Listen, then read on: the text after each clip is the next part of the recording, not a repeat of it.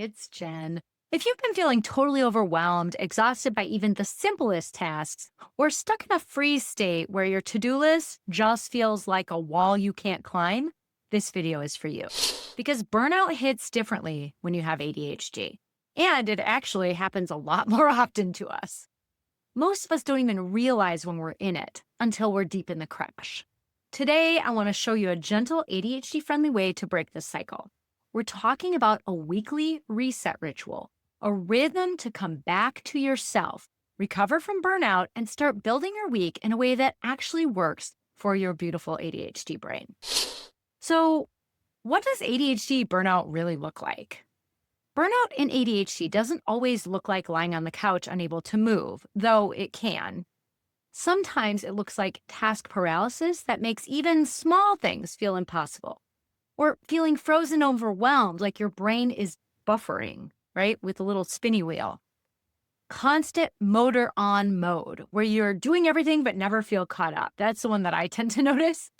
Anxiety spirals that make it impossible to rest. Insomnia or disrupted sleep, or complete shutdown, feeling emotionally numb, disconnected, checked out.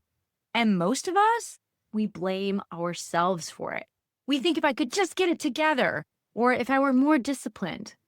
But burnout is not a personal failure. It's your nervous system saying, I can't keep doing it this way. One of the biggest ADHD myths is that we're lazy. But the truth is, we often push ourselves way past capacity before we even consider rest. And when we finally try to rest, our brains won't let us. The guilt creeps in, that's what happens to me, or the anxiety revs up. What's important to know is that rest isn't just naps or doing nothing. There are actually 7 types of rest we need to feel whole again.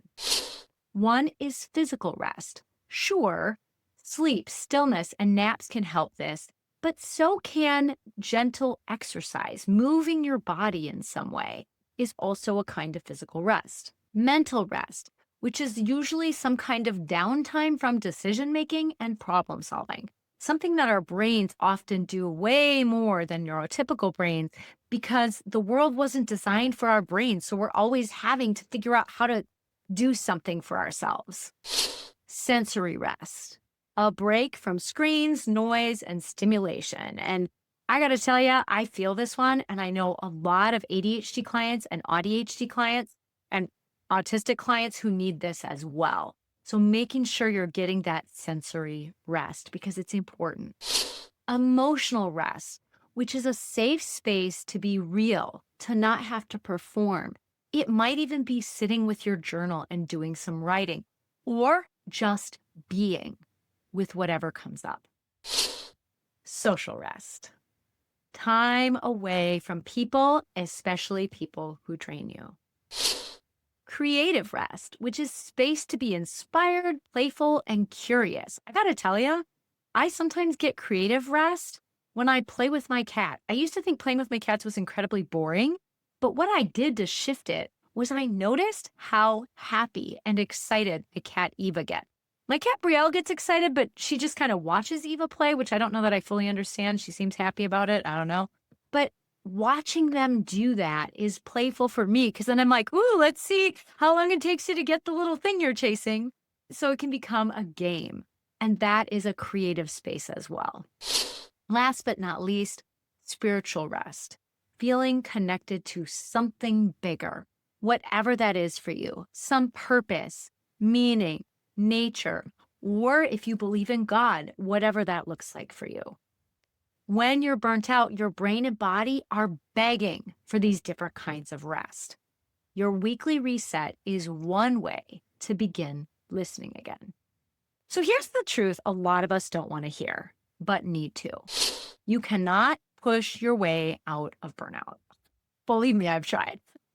And you cannot heal yourself if you're constantly shaming yourself for how you should be. This is where radical acceptance comes in. It doesn't mean giving up or settling. It means fully acknowledging, this is how my brain works. This is what's happening right now. And I get to work with it, not against it.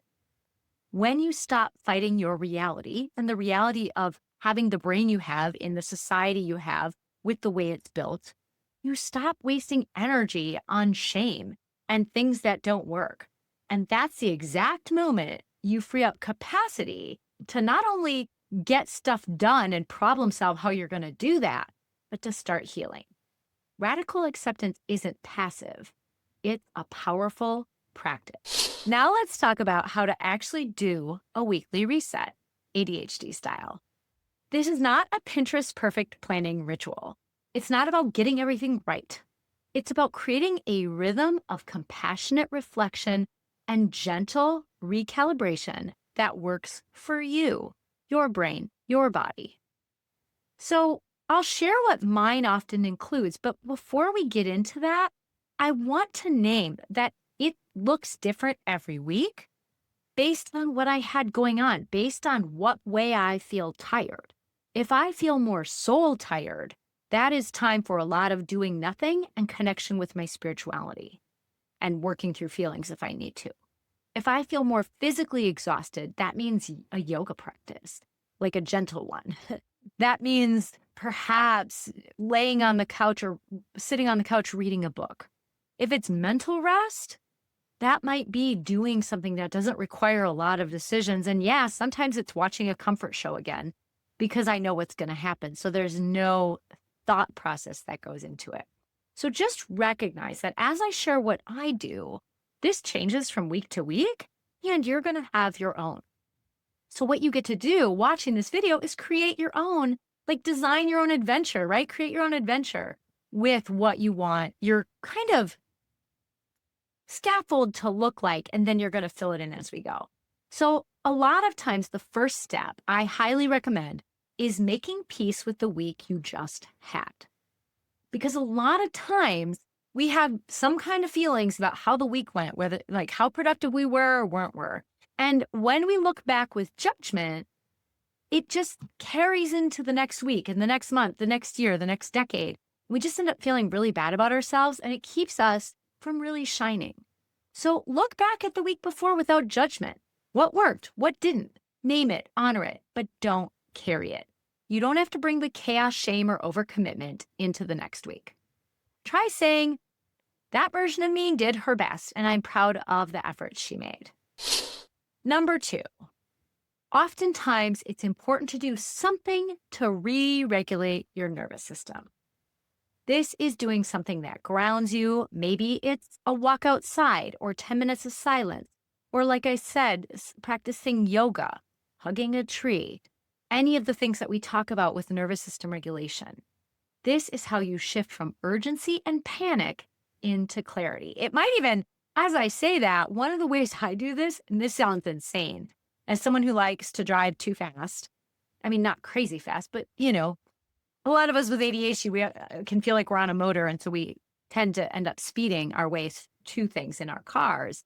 One of the things that can actually help me with this is to drive the actual speed limit and go in the right lane so that I'm not feeling pressured by anyone, and just be like, I get to go at my own pace here. Obviously making sure you're not below the minimum speed limit for the road that you're on. All right. Number 3, reconnect with what matters. Ask, what do I actually care about this week? What's on my plate already? Like what's on your schedule? And what do I actually need to get accomplished? What do I want to get accomplished? And then pick 1 or 2 areas to gently support, not overhaul. So let's say you've listened to some of my other videos or videos from other creators, and we talk about the importance of movement for creating baseline dopamine and how cultivating gratitude can also help that.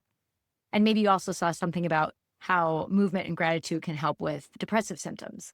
Well, let's say you want to start moving and you're like, oh, but I need to move and create a gratitude journal. And maybe you listen to my podcast, actually that's coming up, I haven't done it yet, on how to eat in a way that supports ADHD, not wrecks it. It's not the title.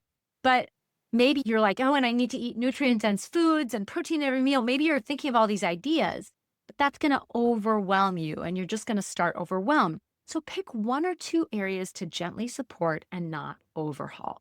We always want to start small with any changes we're making. no matter how much we like to go big or go home with our ADHD brains. Number 4, choose one tiny shift. So this is kind of an expansion of what we just said, but it might be something like moving your phone charger out of the bedroom, using a visual timer at your desk, right? Or deciding to cancel a plan that feels like too much, especially if you're noticing that you're feeling overstimulated by how much is on your social calendar. Number 5, set up a cue for next week's reset. Put it in your calendar. Create a sensory anchor, a candle, a playlist, a cozy chair, something to signal safety and intention. Over time, this becomes a self-honoring ritual, a way of saying to yourself, I see you. I've got you. Let's begin again. You don't need a major life overhaul to recover from ADHD burnout. You need small, consistent acts of self-connection. And a weekly reset is one of the most powerful ways to do that. We're done trying to fix ourselves. We're here to reclaim what works. And if this resonated for you, please do the things. Please like, comment, subscribe, and share this video with someone who needs an ADHD reset too. You're not alone and you're not behind. You're right on time. I'll see you in the next video. Take care.